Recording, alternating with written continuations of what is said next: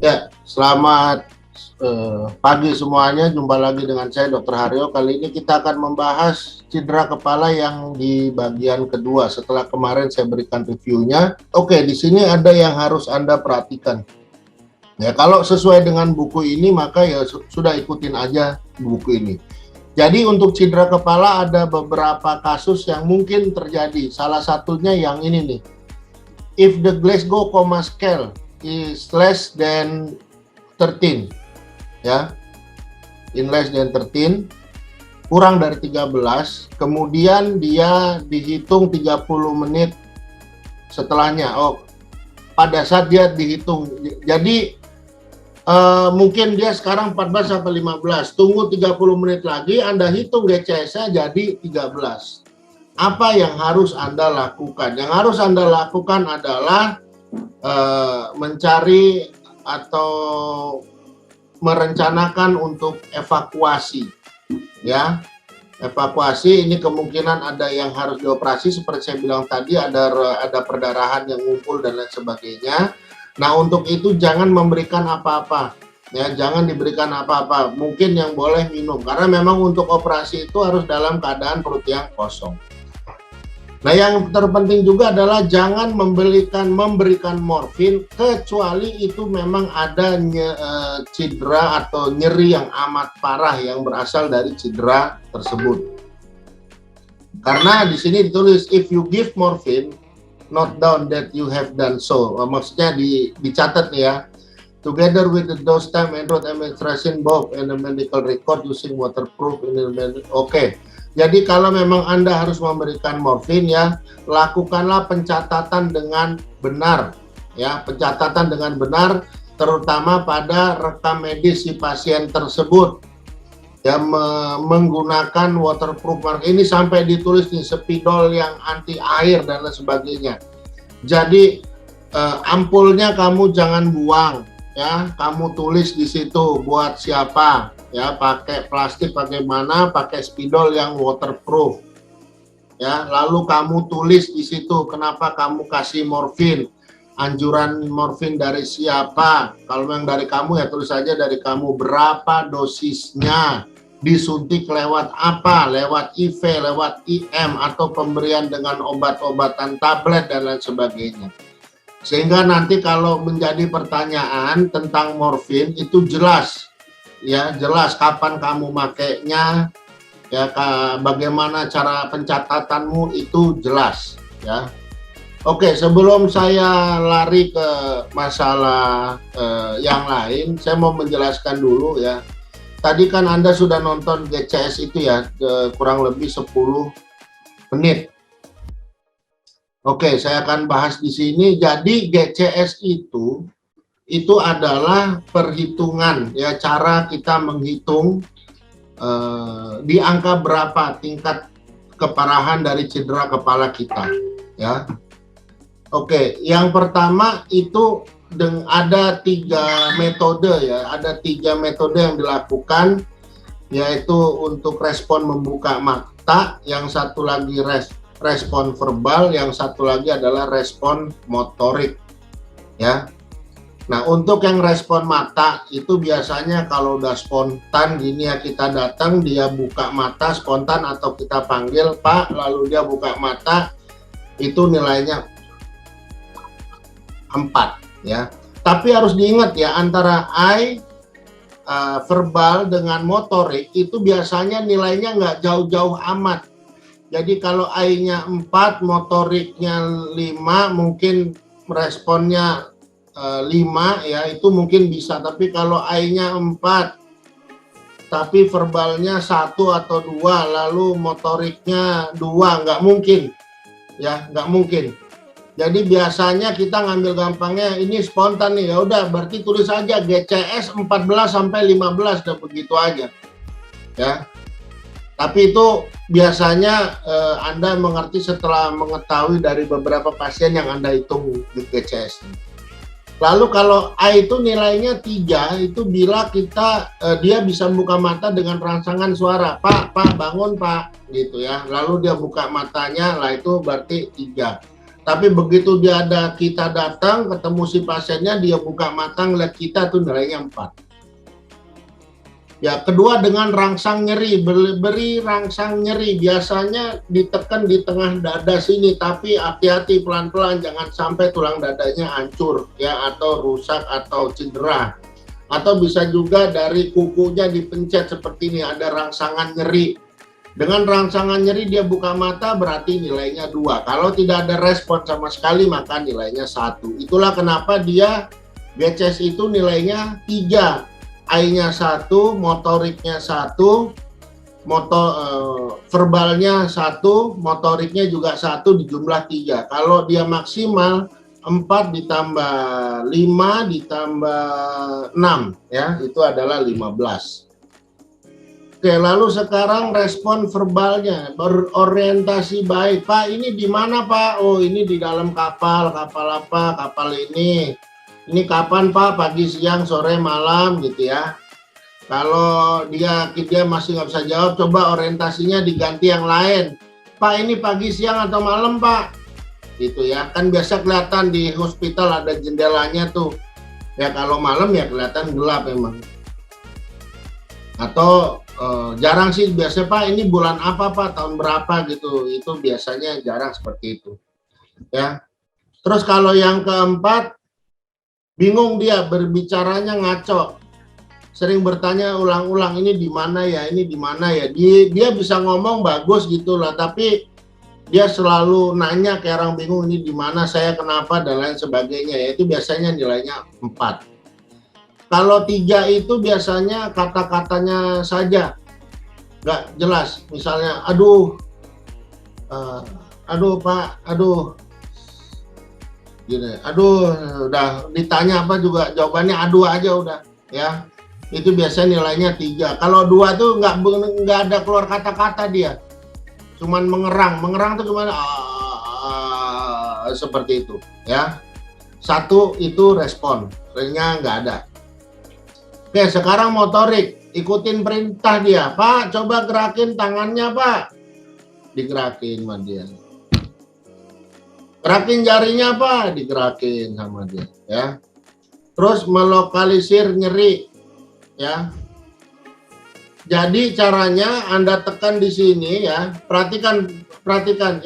Saldi. Perhatikan, malah ngobrol sendiri. Perhatikan ini Siap, Dok. Seperti ini, ya, ditekan seperti ini. Kalau dia sakit, dia akan melepas dengan tangan yang lain, ya. Itu berarti dia bisa melokalisir nyeri. Ya, kalau withdraw, ya, itu dia dia tadinya mau seperti ini tapi nggak bisa. Tapi tangan udah naik, tapi dia nggak bisa. Ya, kalau dia dirangsang nyeri, tapi dia fleksi abnormal, ya, ekstensi abnormal dia begini, paham ya? Dirangsang nyeri tangannya malah begini, itu nilainya 3. Dirangsang nyeri tangannya malah begini, nilainya 2. Dirangsang nyeri nggak ada respon, nilainya 1. Ya, itu cara gampangnya, ya. Jadi sebenarnya Glasgow Coma Scale itu ya gampang-gampang, susah kecuali memang Anda nggak pernah dapat pasiennya sama sekali. Kalau sekarang Anda belajar GCS sama teman Anda yang di kelas, ya, teman Anda yang di kelas normal semua, sadar semua, GCS-nya pasti 15. Ya. Oke. Next kita lanjutkan yang tadi.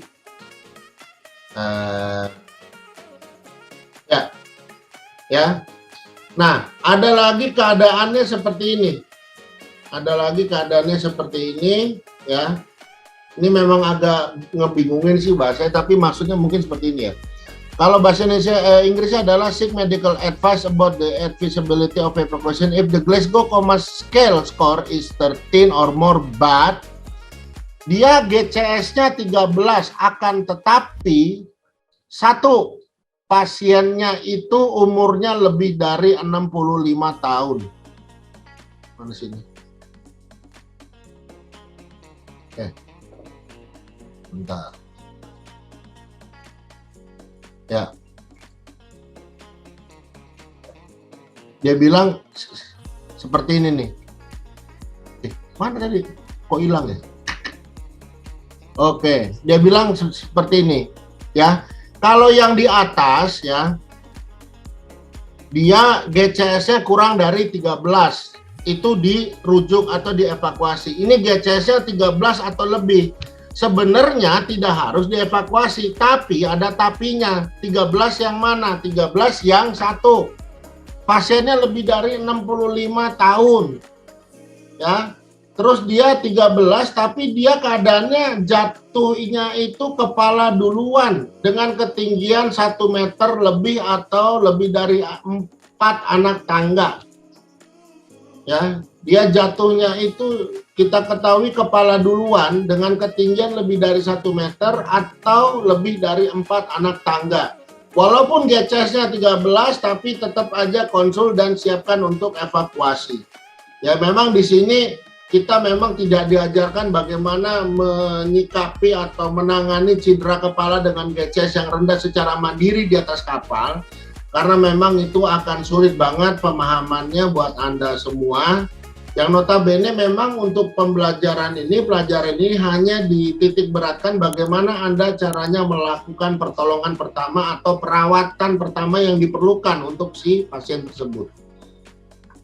Ya, lalu berikutnya ketika dia Glasgow-nya itu kurang dari lebih dari 13 ya.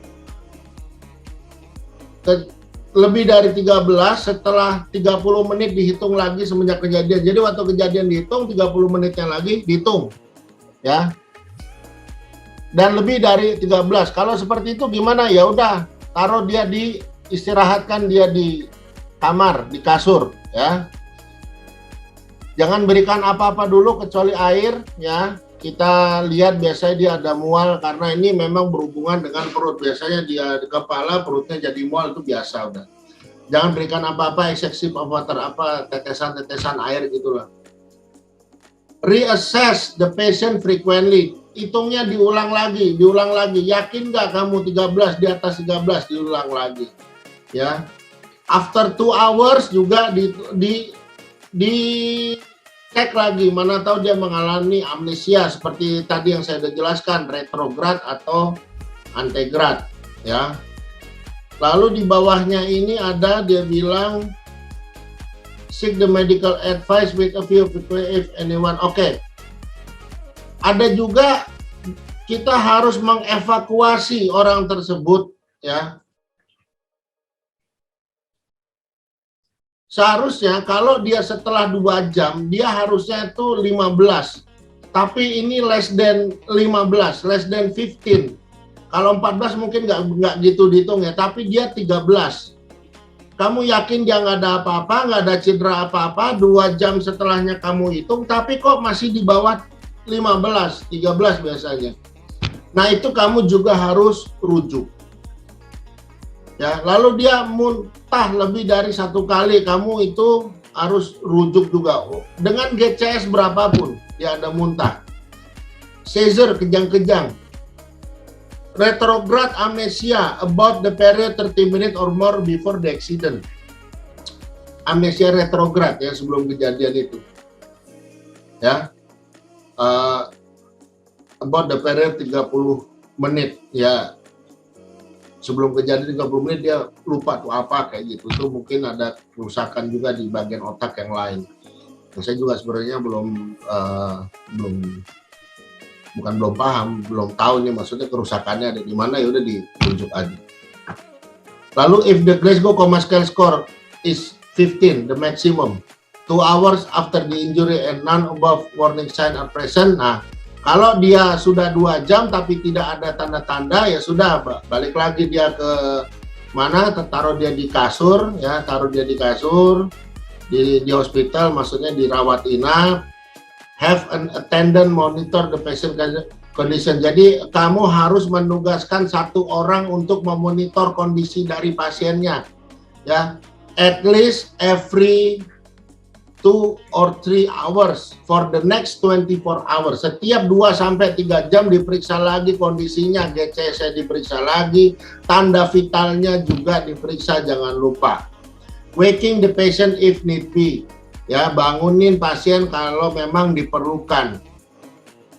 Oke, lalu berikutnya adalah have the attendant report immediately and seek medical advice with a view to evacuation. Ya, jadi udah ditemenin ya, dan temennya itu harus segera melapor, dan mungkin dia direncanakan untuk evakuasi ketika ada kondisi ini pada pasien yang udah 2 jam ini, pada pasien yang di atas ini. Satu, nggak bisa dibangunin, cannot be woken. Yang kedua, mengalami nyeri, sakit kepala yang parah. Yang ketiga, bukan pusing nih, bingung kayaknya mah.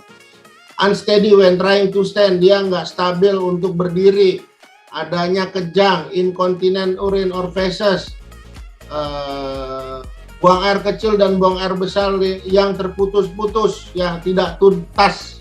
Ya, kalau kamu BAB, BAK, kalau kamu kamar mandi pastikan tuntas. Dari yang kotorannya banyak, kamu keluarin semua jadi hampir nggak ada. Dari yang air seninya banyak, kamu keluarin semua jadi hampir nggak ada. Ya.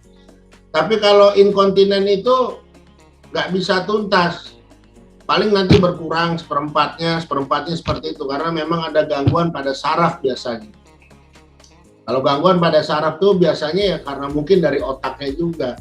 Kenapa dari otaknya juga? Mungkin karena cedera itu tadi. Ya. Has a weakness or numbness of any part of the body.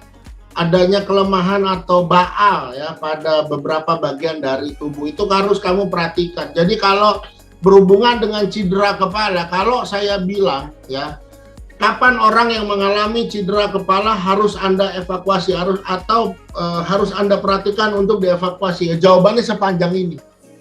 Ya, jawabannya sepanjang itu. Nanti mau saya coba, kemungkinan akan saya keluarkan di Meet, di bagian esai ya. Oke, ini ada post conclusion. Nah, sudah cedera kepala hanya sampai sini saja. Demikian saja untuk bahan chapter 4 hari ini. Semoga bermanfaat. Wassalamualaikum warahmatullahi wabarakatuh. Dr. Haryawan.